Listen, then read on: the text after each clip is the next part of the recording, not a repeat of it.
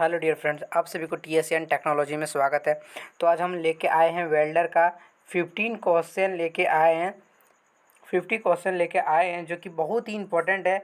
और इसलिए हम बता रहे हैं क्योंकि एनसीवीटी का एग्ज़ाम में आपको इस तरह का क्वेश्चन देखने को मिलेगा। तो आप लोग ये नहीं समझिएगा कि ये क्वेश्चन इस तरह का करा रहे तो पढ़ने से फ़ायदा है कि नहीं।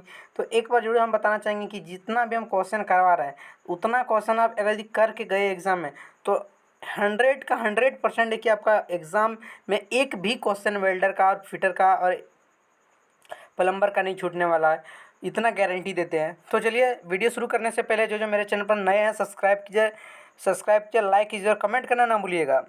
और दोस्त सबसे मुख्य बात ये बोलना चाहते हैं कि जितना भी मेरा वीडियो जो कोई भी देखते हैं वो अपने स्टेटस में ज़रूर डालिएगा।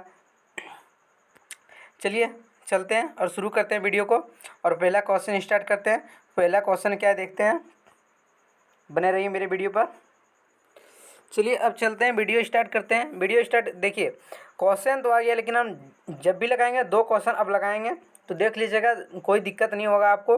तो चले वीडियो शुरू करते हैं। बोला सबसे क्वेश्चन, पहला क्वेश्चन बोला गया है कि निम्न में से कौन धातुओं को जोड़ने का प्राचीन तरीका है। बोले कि आपको हम बताए थे थ्योरी में कि धातुओं को जोड़ने का जो तरीका होता है, प्राचीन तरीका क्या है। तो प्राचीन तरीका है फॉर्जिंग द्वारा, वेल्डिंग द्वारा, ब्रेजिंग द्वारा, मशीनिंग द्वारा। तो देखिए सबसे पहले हम लोग जो वेल्डिंग का जोड़ लगाते थे किसके द्वारा लगाए जाते थे। तो सबसे पहले जो शुरू हुआ है हम लोग का वेल्डिंग, वो हुआ है फोर्जिंग। फोर्जिंग देखिए क्वेश्चन थोड़ा सा मिस्टेक हो गया,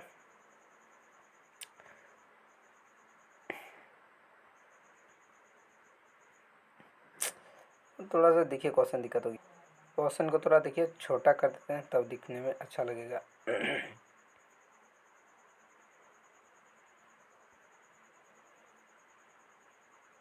अब ठीक है। देखिए फर्स्ट क्वेश्चन वाला निम्नलिखित में से धातुओं को जोड़ने का प्राचीन तरीका है। प्राचीन जो तरीका है कौन सा है, फोर्जिंग है, वेल्डिंग है, ब्रेजिंग है, मशीनिंग है। तो आप लोग जानते होंगे कि प्राचीन काल में जो वेल्डिंग जोड़ लगाया जाता था, दो धातुओं को आपस में गर्म करके हैमर और थ्रेड है सॉरी दो धातुओं को जोड़ने का तरीका यही है कि धातु मेटल को गर्म करके आपस में सटा के हथौड़ी द्वारा चोट डालकर उसे जोड़ा जाता था, उसे हम लोग कहते थे फोर्जिंग। तो जो प्राचीन जो तरीका है जोड़ने का वो कौन सा है कि फोर्जिंग वेल्डिंग। मतलब ऑप्शन नंबर ये आपका तो राइट आंसर हो जाएगा कि धातुओं को जोड़ने का जो प्राचीन तरीका है वो कौन सा है, फोर्जिंग है। अब दूसरा क्वेश्चन जो पूछा गया कि क्या होगा यदि गर्म वेल्ड की हुई वस्तु को नंगे हाथों से पकड़ लिया जाए। अगर यदि मेटल को हम लोग वेल्डिंग करते हैं, वेल्डिंग करने के देखे होंगे कि वेल्डिंग जब करते हैं उसके बाद मेटल को गर्म, मेटल तो पूरा गर्म हो जाता है। जैसे कि आप गए कुछ भी बनवाने के लिए गए, मान के चलिए जैसे कि साइकिल में आप लोग वेल्डिंग करवाने के लिए गए, तो वहाँ जो वेल्डिंग टेक मारता है उस जगह देखिएगा साइकिल का पूरा जो है हीट हो जाता है, गर्म हो जाता है। तो उसको यदि हम लोग नंगे हाथों से पकड़ेंगे तो क्या हो जाएगा। तो वही पूछ रहा है, तो क्या होगा बिजली का झटका लगेगा, या आँखों में चोट लगेगी, या हाथ जल जाएगा, या चौथा है कि हाथ कट जाएगा। देखो सिंपली जो हम लोग छुएंगे तो क्या होगा, हाथ मेरा जल जाएगा। Option number see the right answer हो जाएगा, हाथ मेरा जल जाएगा। चलते हैं नेक्स्ट क्वेश्चन देखते हैं, बने रहिए मेरे चैनल पर।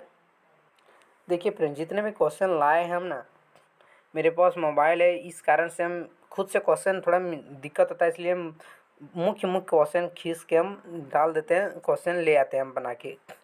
उस ये नहीं समझिएगा कि क्वेश्चन सर टाइपिंग करके क्यों नहीं लाते हैं। तो टाइपिंग करने का वही एक रीज़न है मेरे पास, और कोई रीज़न नहीं है, और टाइम भी नहीं मिल पाता है।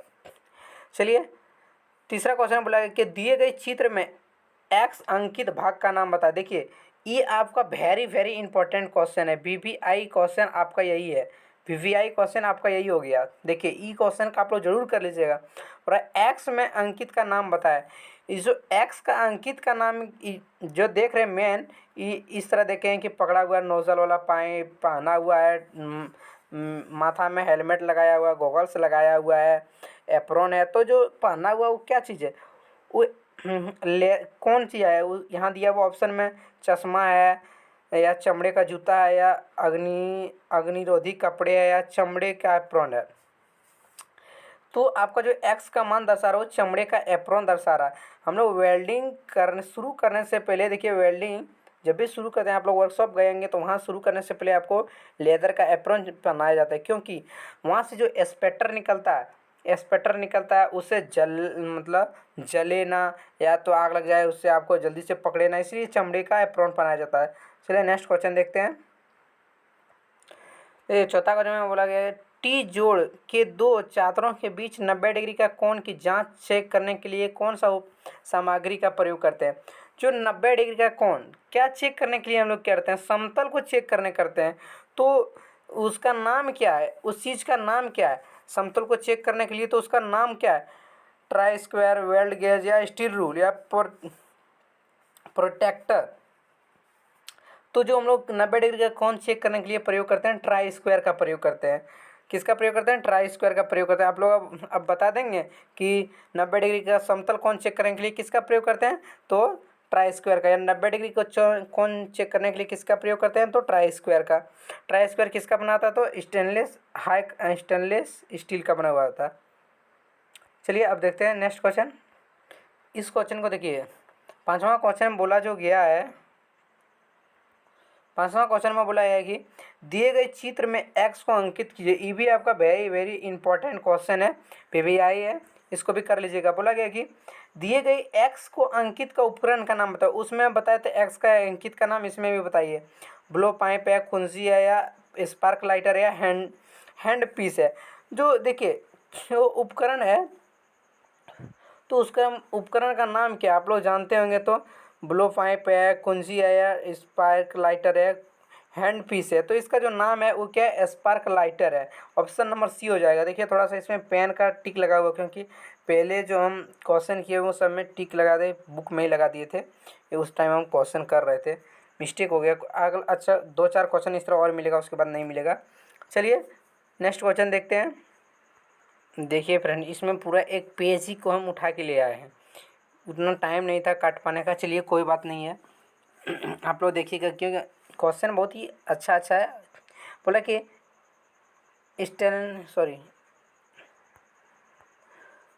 हो रहा है कि स्टैलेंटिंग के बाद क्रैकिंग से बचाव के लिए क्या उपचार किया जाना चाहिए। मतलब स्टैलेंटिंग के बाद क्रैकिंग से बचाव के लिए क्या उपचार करना चाहिए। धीमी धीमी कूलिंग करना चाहिए, या तुरंत पानी में डुबाया जा। सी नंबर दिया तुरंत तेल में डुबाया जाए। चौथा दिया धीरे धीरे तेल में डुबाया जाए। तो देखिए हम लोग इलास्टिंग करने, क्रैकिंग को बचाव करने के लिए हम लोग धीमी धीमी को कूलिंग ठंडा करेंगे। वेल्डिंग करने के बाद हम लोग क्या करते हैं, धीरे धीरे ठंडा करेंगे। धीरे धीरे ठंडा करने का मेटल अच्छा हो जाता है। अगर यदि उसको हम पानी में डुबाओ का तुरंत डुबा देंगे तो मेटल क्रैकिंग हो जाता है, क्योंकि उसका जो उसका जो कैपेसिटी वो कम हो जाता है। देखिए जो धीरे धीरे ठंडा होगा वो ज़्यादा दिन टिकेगा, और जो पानी में डाल के वेल्डिंग करने के बाद पानी में डाल के ठंडा करेगा, देखिए कम दिन टिकेगा। तो ये पूरा धीरे धीरे कूलिंग करने के बाद सही होता है। तो ऑप्शन नंबर ये हो जाएगा। सातवां क्वेश्चन देखिए, पूरा चित्र में ज्वाला दर्शाती है। कौन सा ज्वाला, ऑक्सीकरण का ज़्यादा जलना, एसिट्रीन का ज़्यादा जलना, केवल एसिट्रीन वायु में जलता है, और डी नंबर ऑक्सीजन और एसिट्रीन के समान रूप जलना। तो ऑप्शन नंबर डी हो जाएगा, ऑक्सीजन और एसिट्रीन को समान रूप में जलना वो दर्शा रहा है मेरा। ऑप्शन नंबर डी हो जाएगा राइट आंसर। अब बोल रहा है कि किस प्रकार की आर्क वेल्डिंग मशीन में प्राइमरी वेल्डिंग का पार्ट आर्क वेल्डिंग के मशीन में फिक्स किया जाता है। बोल रहा है किस प्रकार के आर्क वेल्डिंग मशीन में प्राइमरी वेल्डिंग का पार्ट आर्क वेल्डिंग में मशीन में फिक्स किया जाता है। ट्रांसफार्मर सेट में, मोटर जनरेटर सेट में, या रेक्टिफायर सेट में, या इंजन चालित सेट में। तो 8 नंबर का जो आंसर हो जाएगा आपका, हो जाएगा ट्रांसफार्मर सेट में आपका जो किया जाता है, सेट किया जाता है वेल्डिंग मशीन। तो ऑप्शन नंबर ये हो जाएगा आपका राइट आंसर। अब देखिए 9वां क्वेश्चन बोल रहा है कि निम्नलिखित में से किस धातु को एसी वेल्डिंग मशीन से नहीं वेल्ड किया जा सकता है। ब्रश, नरम इस्पात, ढलवा लोहा, या हाई कार्बन स्टील को। जो होता है एसी वेल्डिंग से हम लोग किस चीज़ को वेल्डिंग नहीं किया जा सकता। तो एसी वेल्डिंग जो मशीन है उससे हम लोग ढलवा लोहा, जिसको स्टेनलेस स्टील बोलते हैं, उसका हम लोग वेल्डिंग नहीं कर सकते हैं एसी मशीन से। ऑप्शन नंबर सी आपका राइट आंसर हो जाएगा। अब बात करें डी नंबर, अब बात करते हैं 10 नंबर। 10 नंबर का क्वेश्चन में बोला गया है कि एमएस सीट की सोल्डरिंग डैश तापक्रम पर की जाती है। सोल्डरिंग का तापक्रम आपको हम बताए थे, कल भी बताए थे क्वेश्चन में। तो जो सोल्डरिंग का जो तापक्रम होता है वो कितना होता है, 400 होता है। 460 डिग्री होता है। ऑप्शन नंबर सी हो जाएगा राइट आंसर। अब देखिए नेक्स्ट क्वेश्चन देखिए, इसमें बोला है, अब नेक्स्ट क्वेश्चन में देखिए, अच्छा परिणाम प्राप्त करने के लिए वेल्डर को ब्लो पाइप सही ढंग चलाना पड़ता है। बेस धातु में क्या होता है यदि वेल्ड जोड़ के आदि में ब्लो पाइप को नहीं उठाता है? तो देखिए इसमें क्वेश्चन जो दिया हुआ है, क्वेश्चन बहुत ही इंपॉर्टेंट क्वेश्चन है, तो आप लोग एक बार जरूर पढ़ लीजिएगा। अच्छा परिणाम प्राप्त करने के लिए वेल्डर को ब्लो पाइप को सही ढंग से पकड़ना चलाना पड़ता है। बेस धातु में क्या होता है यदि वेल्डर जोड़ में आदि में ब्लो पाइप को नहीं उठाता है? तो इसमें जो क्वेश्चन आप लोग समझे क्या, इसमें क्वेश्चन बोल रहा है यदि वेल्डर जोड़ में आदि में ब्लो पाइप को नहीं उठाता है, जोड़ में, ठीक है। तो ऑप्शन देखते हैं क्या क्या दिया है। पहला दिया ऑप्शन, ब्लो पाइप को वीविंग मोशन में धीरे धीरे मूव करता है। बी नंबर दिया है पिघली धातु बह जाती है। सी नंबर दिया वेल्ड धातु गिर जाती है। डी नंबर दिया वेल्ड धातु की क्षमता बढ़ती है। जो बढ़ती है तो इसमें 11 नंबर का जो क्वेश्चन का आंसर हो जाएगा वो हो जाएगा क्या, वेल्ड धातु गिर जाती है। वेल्ड धातु गिर जाती है, ऑप्शन नंबर सी आपका राइट आंसर हो जाएगा। तो थ्योरी में इस तरह का हम चीज़ बताएं, इसमें तो थोड़ा सा ज़्यादा टाइम लग जाता है बताने में, तो थोड़ा सा लंबा टॉपिक है। चलिए नेक्स्ट क्वेश्चन देखते हैं। वेल्ड डायरेक्शन में विपरीत किस प्रकार का विवरण हुआ है? वेल्ड डायरेक्शन के विपरीत किस प्रकार का विवरण हुआ है? इसमें किस प्रकार का आपको विवरण दिख रहा है? वेल्डिंग में किस प्रकार का विवरण दिख रहा है आपको?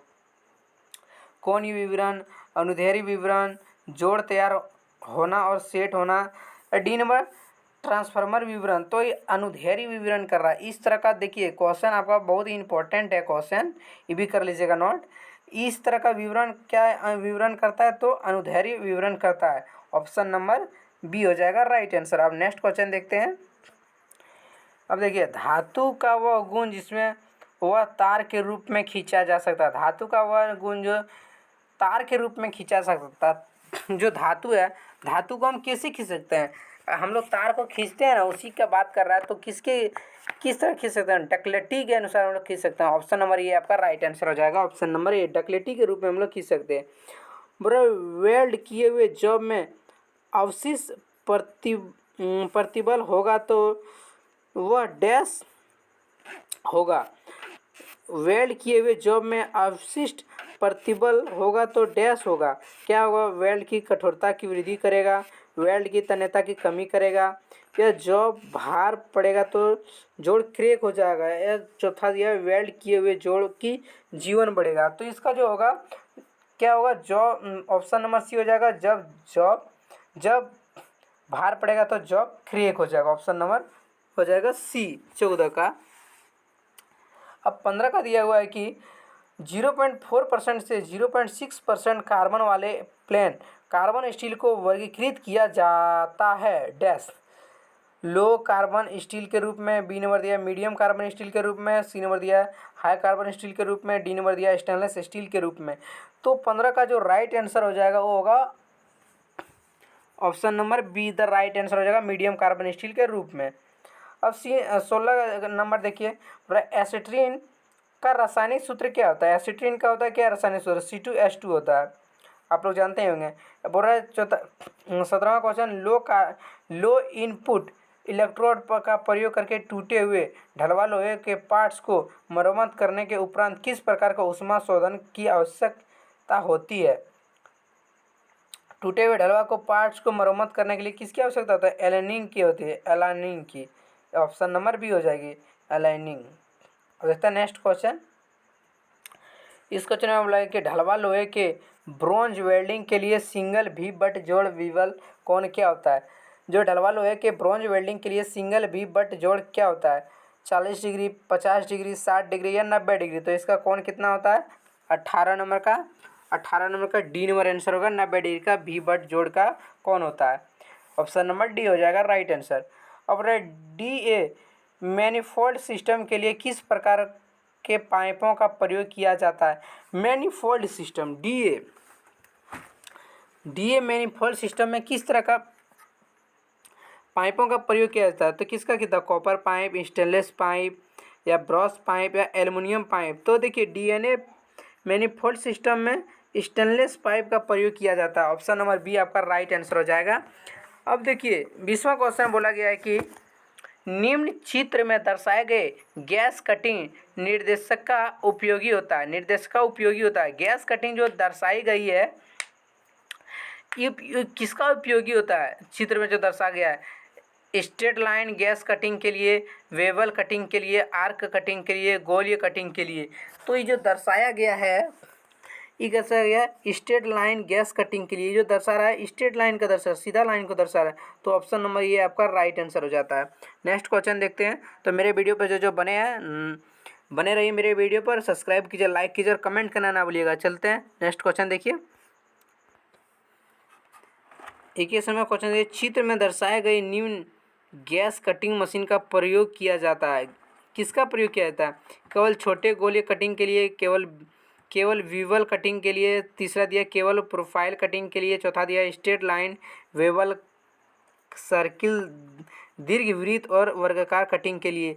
तो 21 नंबर का जो राइट आंसर हो जाएगा वो होगा केवल छोटे गोले कटिंग के लिए। ऑप्शन नंबर ये आपका राइट आंसर हो जाएगा। बहुत ही इंपॉर्टेंट क्वेश्चन है, इसको नोट कर लीजिएगा कॉपी में आप लोग। अब 22वां क्वेश्चन देखिए। 22 क्वेश्चन आपका निम्न गैस कटिंग त्रुटि होती है। निम्न गैस कटिंग का त्रुटि होती है जो है एक त्रुटि दिखा रहा है। एक जो है ना कौन सा त्रुटि दिखा रहा है? गैस कटिंग की गति अधिक तीव्र होने के कारण, गैस कटिंग की गति थोड़ी तीव्र होने के कारण, तीसरा दिखा रहा है गैस कटिंग की गति अधिक धीमी होने के कारण, चौथा दिखा रहा है कटिंग ऑक्सीजन अधिक होने के कारण। किसके कारण दिखा रहा है? तो ये जो दिखा रहा है ये किसको दिखा रहा है? ये जो दिखा रहा है 22 नंबर का जो क्वेश्चन दिखा रहा है ये गैस कटिंग गति को थोड़ी तीव्र होने के कारण। ऑप्शन नंबर बी आपका राइट आंसर हो जाएगा। गैस कटिंग की गति थोड़ी तीव्र होने के कारण, ऑप्शन नंबर बी। चलिए सब्सक्राइब कीजिए जल्दी से TSN technology, TECHNOLOGY technology, subscribe जल्दी कीजिए आप लोग। चलते हैं नेक्स्ट क्वेश्चन देखिए। इस क्वेश्चन में बोला गया है कि किसका प्रयोग स्लैग हटाने के लिए प्रयोग किया जाता है? बॉल पेन हैमर, अर्थ क्लैम्प का, चिपिंग हैमर का, इलेक्ट्रोड होल्डर का। जो स्लैग मतलब जो वेल्डिंग करने के बाद जो जम जाता है छोटा छोटा सा, उसे हटाने के लिए किसका प्रयोग किया जाता है? तो इसका प्रयोग हम लोग चिपिंग हैमर का प्रयोग करते हैं उसे हटाने के लिए। ऑप्शन नंबर सी आपका राइट आंसर हो जाएगा स्लैग हटाने के लिए। अब देखिए 24 क्वेश्चन दिया है, वेल्डिंग के लिए DC का प्रयोग करने में क्या हानि है? कुशल वेल्डर की आवश्यकता होती है, वेल्ड के दौरान आर्क ब्लॉक की खतरा।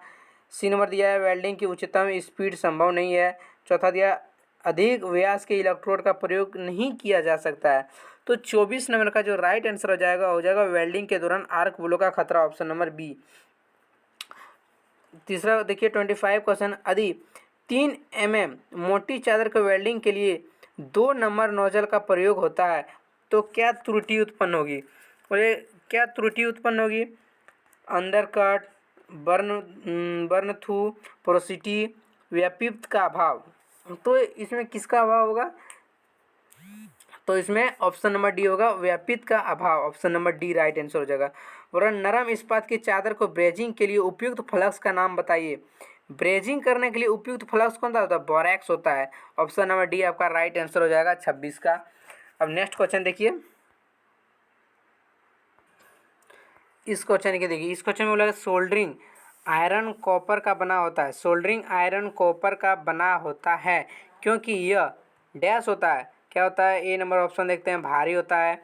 दूसरा दिया ऊष्मा का कुचालक होता है। तीसरा दिया ऊष्मा का सुचालक होता है। चौथा दिया तापीय विस्तार ज़्यादा होता है। तो सोल्डरिंग कॉपर का बना होता है, क्या बना हुआ होता है? तो इसका जो बना हुआ होता है क्या होता है?